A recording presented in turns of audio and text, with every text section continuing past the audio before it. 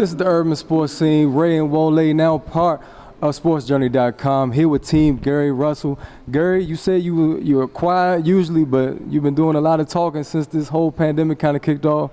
What's good with you, man? First and foremost, I guess I should ask, how's your family? You know, how you guys staying safe? Yeah, the family good. You know, we staying safe. It showed me once again that I've been on point. I don't want my babies to be dependent on society, you know, because stuff like this happens, you know. So I want to try to prepare them to the best of their ability. You know, I got my babies growing a little garden and everything. We got some watermelons and everything. So just preparing my babies for just trying to give them a better chance of survival out here. It's a jungle, you know. So the family's good. So how was training during this pandemic? I mean, as you can see, I'm in a full sweat, man. I'm in a full sweat, training good, you know. It's a blessing to have your own gym and be able to come and work out as you please. I'm one of them type of guys, I'm always in the gym. I don't have to be getting ready for a fight or a match or anything like that. It's my woosah. Like Bad Boys 2? Oh, yeah. You watch movies, okay. Okay. It's a minute ago. But I guess first, I want to say it was Devin Haney you mentioned because his father mentioned you, as a matter of fact. I feel like you were responding, put on a little weight, assuming this muscle just based on how you look. So, in my opinion, I just been saying I feel like that's the most realistic looking fight because he's looking for an opponent, you looking to move up. But again, there's others as of recent. We're not going to go there just yet. But what's your thoughts on a potential fight with Devin Haney? I definitely feel that there was a potential for a fight with me and Devin Haney. As you can see, I reached out to Bill Haney. You know, we definitely did talk multiple times about us possibly trying to make a fight. You know, and that fight I told him, I pretty much said if the fight was to happen, your son in a win-win situation. He's 21 years old. If he lose, he lost to one of the best fighters in the world. If he wins, he'd be one of the best fighters in the world, and it'd be one of the biggest purses of his career. Why not make the fight happen? I gave him a figure. He never responded, and he talked about he fighting Gamboa. So maybe they just wanted to take their business other places. I don't know, but you can't gauge yourself on the Gamboa who clearly just lost to a Tank Davis. You know what I'm saying? At 135, you know, torn Achilles. He's 38 years old. You know, you can't put a feather in your hat. That's not a real reasonable fight. If you want a reasonable fight, fight him, Mr. Gary Russell Jr. So you're officially moving up in weight? Man, I'm definitely officially moving up, man. Okay. I'm not playing, man. I'm not playing. I mean, ain't nobody want to fight me at 126. I've been trying to fight Leo Santa Cruz for the longest. The fight ain't took place yet. You know, I'm tired of picking on people that ain't going to fight back. I'm a warrior. I need something. I need something to keep me up, man. So these guys, man, I get scared. So I will move up in weight. I want to challenge myself, and I want to challenge these opponents because ain't nothing in the sport of boxing from any weight division that you want to mention. It doesn't really matter. Nobody in the ring does the shit that Mr. Gary Russell do in that ring. Point blank period. The shit that I do in the ring is taboo to these fighters. You can pick any weight division. I don't care what the weight division you can pick. The shit that they do on the mix and all that shit that y'all see on social media, that's for show. That's some show shit. In most cases, it's very stationary. They stand in one position, throwing the million motherfucking punches. You're not simulating a real combat situation. When I'm fighting, I'm coming to get you. I'm closing the distance. The shit that you see me do, this 6, 7, 8, 9 punch combination on the mix, that shit transfers over into the ring. You'll never see that with none of these other fighters. So would you consider taking a couple, like, I don't want to say warm-up fights, because every fight is difficult. I don't want no warm-up fights. Okay, all right. I don't want no warm-up fights. Gotcha. Yeah. Let me ask you real quick. Do you regret waiting to move up? Because, like, Shakur, he's much younger. He already done jumped up. He's like, I can't do it at 126 no more. I mean, I think Shakur, he was naturally on a bigger frame anyway. You know, I think he's naturally on a bigger frame, so he probably had to move up after a certain period of time. I'm comfortable at my weight, but I can definitely fluctuate. And I have the skill set where, though, any motherfucker weight I can touch, they got problems. You know what I'm saying? That everybody want to talk about. The only upside that you'll give to any opponent is the fact that they're bigger and they possibly might hit harder. That's a physical attribute. You know, you need more than just a physical attribute to fuck with somebody like me. Let's look at Chris Bird. Chris Bird was a middleweight, moved all the way up to heavyweight. He wasn't even a hellified puncher at all. But after you getting touched, every time you think about throwing a punch, with 2, 3, or 4 of these motherfuckers, and then when you do try to throw something else, I block it in 5, 3, or 4 or more, and they right on point. They touching the target. By the 5th, 6th round, your eye gets busted all over, you swole all up and shit. You realize you down behind points, but now you scared to throw punches. Because by the time you know every time you think about committing, I'm gonna make you pay for this shit, you know. And the difference is the fact that I wouldn't have to be cutting weight, because I do have to cut weight to get to 126.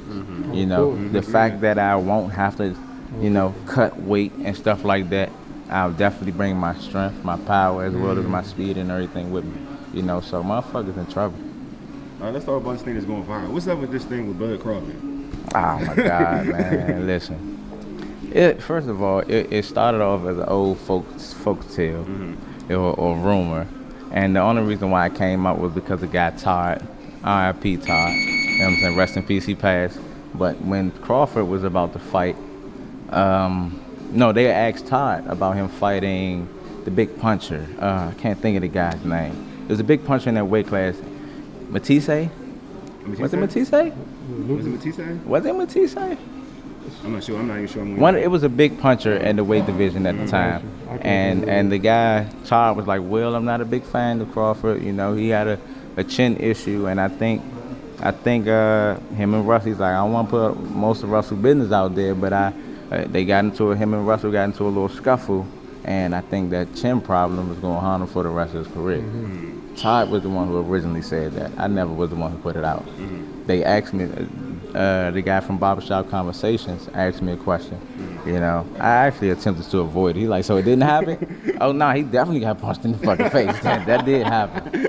You know, but, I mean, you know what I'm saying? I'm a realist. I'm going to keep it 100. The fans want to get a better insight on the fighters, you know. The fans want to know who you are as an individual. They want to know who they're supporting. You know, I want the fans to really know the individual that I am. I'm a realist. I'm a straightforward person, and I'm going to keep it 100, whether they like it or not. You know what I'm saying? The people that respect it, I appreciate it, and the people that don't, I understand. You know what I'm saying? I agree to disagree. You know, but that's just what it was. You know, he got on saying that I sucker punched them and all that.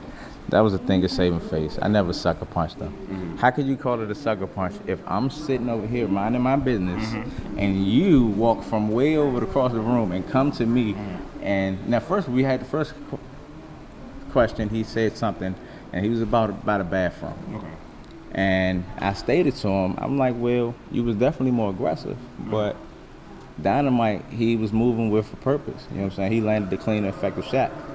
He gets mad, yells, starts yelling, and then closes the distance.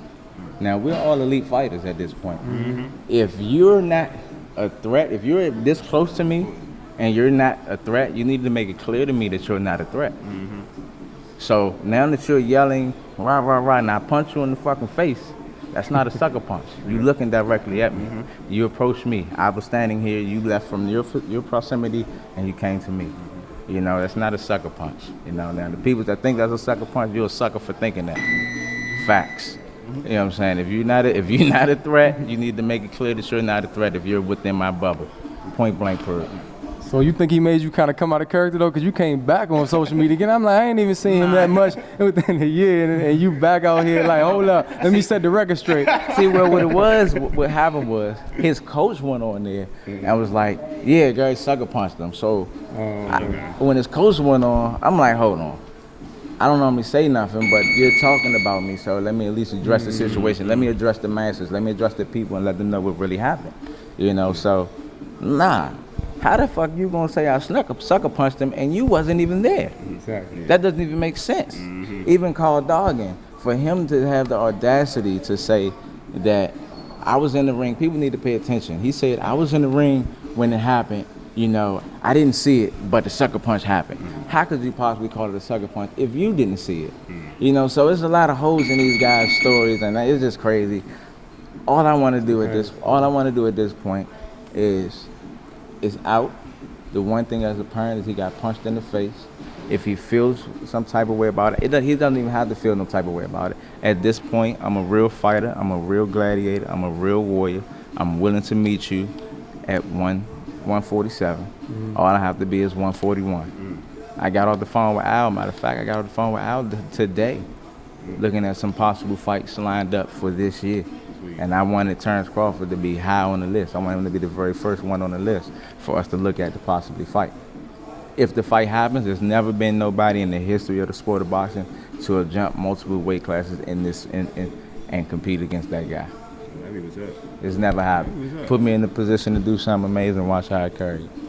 I mean, I think there's respect there because he acknowledged after his rant that, you know, Gary Russell is a top fighter, you know, but basically stay in your lane, so to speak. You know what I mean? It's like passive aggressive type thing. But again, it's still respect though. Yeah, don't halfway go hard. If you're gonna go all the way go. Don't halfway do it. I'm one of them guys. I'm one of them guys that can just like see through it and be like, oh yeah, I see the bitch through that. I'm really one of them type of guys. So it is what it is. I want to make a fight happen. Let's get the fans what they want to see. Now let it out to the public. Everybody know about it. You know what I'm saying? You can save face because you actually didn't punch back. I punched her in the face and you grabbed your face and you didn't punch back. You know, so if you want to save face, we can make something shake. I'll meet you at 47. Well, man, Gary, we know we appreciate you, man. You always show love to urban sports scene. We appreciate you, man. I appreciate the love, man. I appreciate the love. And shout out to LaShawn too. I gotta make sure. We'll get to Mikey Garcia next time. You mentioned him, like I said, it's been a lot, but I know he's come up in the past too. Right before the Diaz. No, not really. I'm just throwing it out there in closing. But best of luck to you. Like I said, stay healthy, man. You know, blessings to you and your fan, brother. I appreciate it. Yeah, Mikey. Like you say in closing, mind your business, man. Ain't shit got nothing to do with you. Mind your business. Cause I mind your business. Oh, that's right. He did mention the Santa Cruz. Yeah, he did. Cause you can get it too. You can get it too. I will beat your ass, Mikey. What weight Mikey campaigning at? He moving better than 135 now. Oh, that's what's up. I would definitely beat your ass, Mikey. Stop playing. Mind your business, cause you on the chopping block. You doing the business move, and I think you trying to fight Pacquiao. That's a good move. You gonna make that. That's a good money move. So I understand that. So, but after Pacquiao, I'm still on your ass. You know what I'm saying? Like, don't get it twisted. You know what I'm saying? I mean, I'm just one of them type of guys. I'd rather address it. You know what I'm saying? I'm a fighter. These guys boxers. It's a difference. Much appreciated, my man.